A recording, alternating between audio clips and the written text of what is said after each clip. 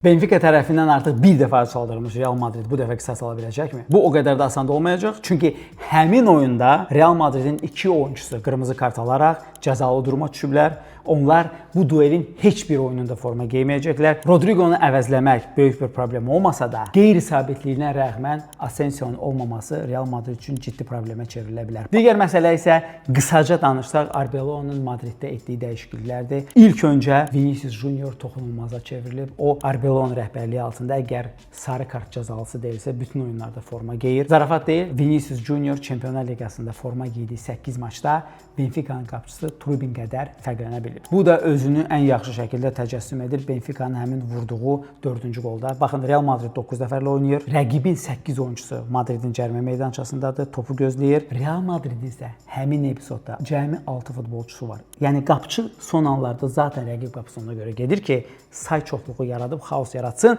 və eyni zamanda Real Madridin 2 primadonnası sadəcə olaraq halva qol vurmaq üçün öz şanslarını gözləyirlər. Bəli, siz deyə bilərsiniz ki, 3-2 ilə 4-2 arasında fərq yoxdur, amma 3-2 ilə 3-3 çox böyük fundamental fərq yaradardı.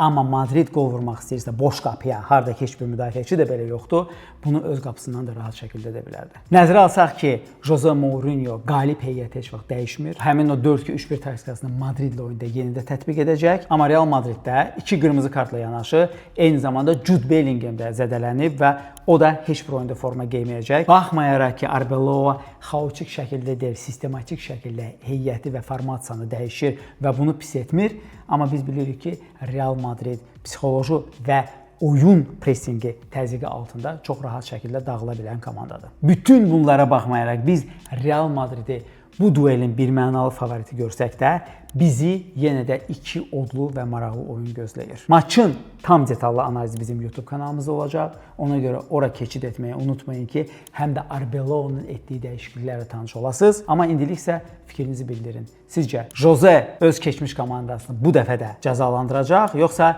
Realın gücü özünü göstərəcək?